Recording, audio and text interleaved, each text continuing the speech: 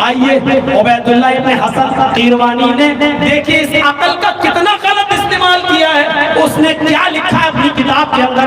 Ubaidullah ibn حسن قیروانی نے لکھا ہے کہ لوگ کتنے بڑے بے وقوف اور پاگل ہیں کہ اپنی بہن کی شادی کسی غیر لڑکے سے کسی دوسرے انسان سے کر دیتے ہیں، جبکہ بھائی اور بہن ایک ہی گھر میں پیدا ہوئے.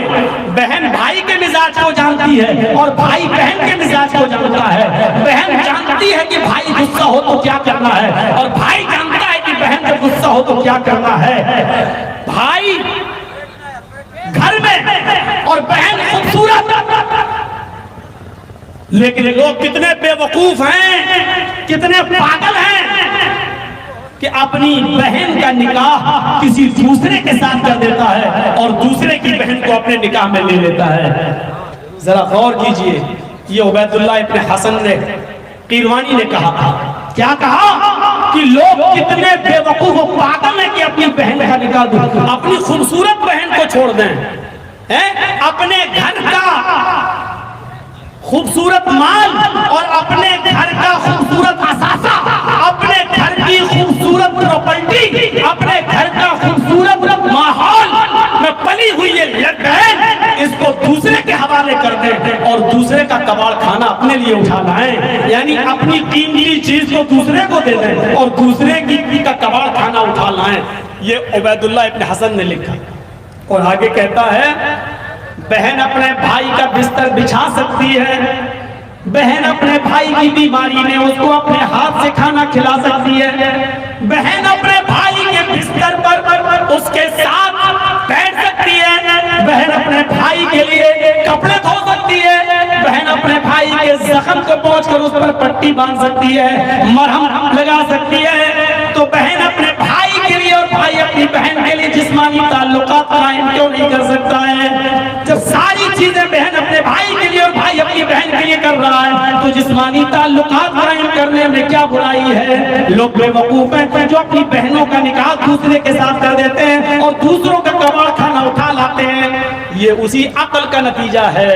جب اس نے آزاد چھوڑ دیا اپنی عقل کو تو یہ غلط فیصلے.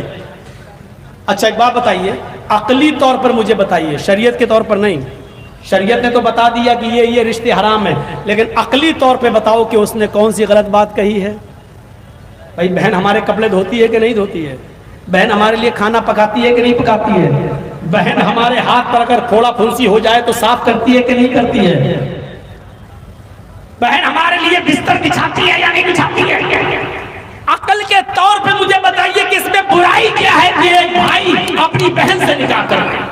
وہ چھوڑ دیجئے، سماج چھوڑ دیجئے، عقلی طور پہ مجھے بتائیے کہ اس میں کیا برائی ہے؟ یقیناً عقلی طور پر اس میں کوئی برائی نظر نہیں آ رہی ہے، لیکن ہماری عقل کا ایک دائرہ ہے.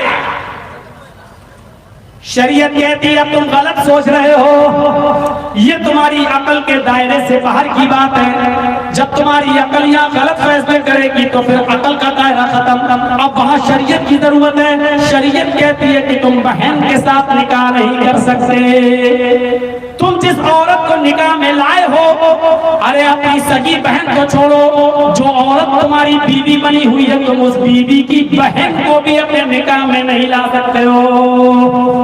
تم اپنی بھتیجی سے بھی نکاح نہیں کر سکتے ہو، تم اپنی خالہ سے بھی نکاح نہیں کر سکتے ہو، تم اپنی ماں سے بھی اپنی بھانجی سے بھی نکاح نہیں کر سکتے ہو.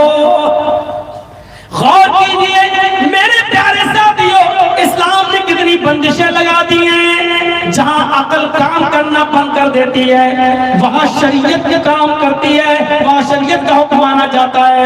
خلیجی جنگ ہوئی آج سے چند سال پہلے جو خلیجی جنگ ہوئی تھی امریکہ میں، امریکہ کے فوجیوں نے خلیجی جنگ میں جو حصہ لیا تھا، خلیجی جنگ میں جو امریکہ کے فوجی جب لوٹ کر آئے جنگ کے بعد تو پتا چلا امریکہ نے 1,00,000 فوجیوں کو نلمبت کر دیا تھا، فوج سے ان کو ہٹا دیا. غور کیجئے کس بات پر؟ امریکہ کو جانچ پڑتال میں پتا چلا کہ خلیجی جنگ اتنی لمبی چلی کہ ان لوگوں نے خلیجی جنگ میں اپنی بیویوں کا ساتھ نہ پایا تو آپس میں ہومو जिस परस्ती को अपनाया है, इन लोगों ने आपस में मर्दों ने, एक फौजी ने दूसरे फौजी के साथ अपना हम जिस परस्ती का शौक पूरा किया है, आपस में इन लोगों ने, यानी एक फौजी ने दूसरे फौजी के साथ मुंह काला किया, और जब तक रहे वो एक दूसरे की जिनसी प्यास बुझाते रहे, ये इसकी वो उसकी। गौर कीजिए, जब अमेरिका को पता चला तो बाकायदा व्हाइट हाउस में ऐलान करके 1 लाख फौजियों को निलंबित कर दिया गया, नौकरी से निकाला गया। लेकिन जब उन 1 लाख लोगों को नौकरी से निकाला गया तो पूरी की पूरी अमेरिका की आवाम सड़कों पर उतर आई। औरतों ने भी और मर्दों ने भी जुलूस निकालना शुरू किया है और कहा है कि ये कौन सी बात अकल के खिलाफ है, जब उनकी बीवियां उनके साथ नहीं थी। और जाहिर बात है कि आदमी को खाना पानी मिलता है तो उसके अंदर ये ख्वाहिश भी रखी गई है। जब ख्वाहिश को पूरा करने के लिए अगर बीवियां नहीं थी तो उन लोगों ने आपस में अगर एक दूसरे के साथ जिनसी तस्कीन हासिल कर ली तो इसमें क्या बुराई है। इतना जुलूस निकाला गया अमेरिका की आवाम की तरफ से कि अमेरिका के व्हाइट हाउस को इन लोगों की नौकरियों को फिर बहाल करना पड़ा और उन 1 लाख फौजियों को दोबारा रखना पड़ा। मेरे भाइयों, जरा गौर करो कि ये अकल जब काम करना बंद कर देती है तो इंसान इसमें भी कोई बुराई नहीं समझता है कि एक मर्द दूसरे मर्द के साथ और एक औरत दूसरी औरत के साथ गलत काम करे। इसको आज बुरा नहीं समझा जाता है। बाकायदा बरतानिया में लंदन के पार्लियामेंट के अंदर जब ये बिल पास हो रहा था कि मर्द मर्द के साथ शादी कर सकता है और औरत औरत के साथ शादी कर सकती है, जब ये बिल पास हुआ तो वहां के पार्लियामेंट के लोगों में तालियों की गूंज के साथ इस बिल को पास किया जाता है। तालियों की गूंज के साथ इस बिल को पास किया गया।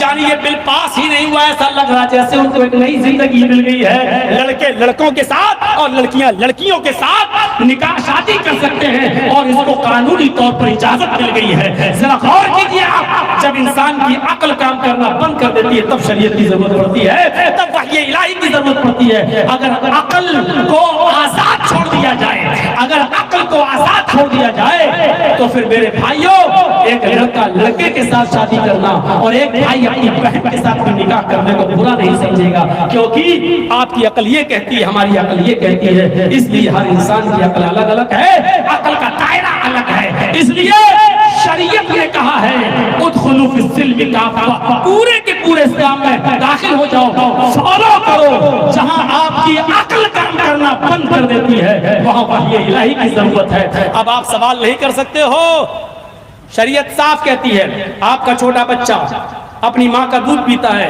अगर वो आपके गोद में बैठा और पेशाब कर दे तो बच्चे का लड़के के पेशाब पर छींटे मारे जाएंगे, उसको धुलने की जरूरत नहीं है, सिर्फ छींटा मार के काम चला लिया जाएगा। लेकिन अगर दूध पीती बच्ची लड़की अगर आपके कपड़ों पर पेशाब कर दे आपकी गोद में तो लड़की का पेशाब धोया जाएगा। शरीयत ने साफ कह दिया है। अब आप कहो लड़का लड़की दोनों में क्या फर्क है, लड़का भी पेशाब करता है लड़की भी पेशाब करती है। अब आप अपनी अकल से वो काम ले रहे हैं जो अकल का दायरा नहीं है। शरीयत ने कह दिया हमें मानना है, हमारी अकल में इतनी ताकत नहीं है कि शरीयत के इस मसले को समझे। वो तो आज की मेडिकल साइंस ने बताया है कि लड़के के पेशाब में ये है, लड़की के पेशाब में ये है, लड़की का पेशाब इतनी इतनी बीमारियों में से बसा हुआ होता है। इसलिए तो आज की मेडिकल साइंस ने बताया है। 1400 साल पहले तो मेडिकल साइंस नहीं थी। तो मेरे प्यारे साथियों, हमें शरीयत के हुक्म को फॉलो करना है, नबी अकरम के हुक्म को फॉलो करना है। और एक बात और सुन लीजिए मेरे भाइयों, इबादत किसको कहते हैं, इस्लाम किसको कहते हैं? शरीयत ने जो कहा है उस पर अमल करना इबादत है। अल्लाह का एक हुक्म किसी चीज को हलाल करता है और अल्लाह का दूसरा हुक्म उसी चीज को हराम कर देता है। नबी का एक हुक्म किसी चीज को हलाल करता है और नबी का दूसरा हुक्म उसी चीज को हराम कर देता है। कभी आपने गौर किया है नमाज पढ़ना क्या है? आप कहेंगे बहुत बड़ी इबादत।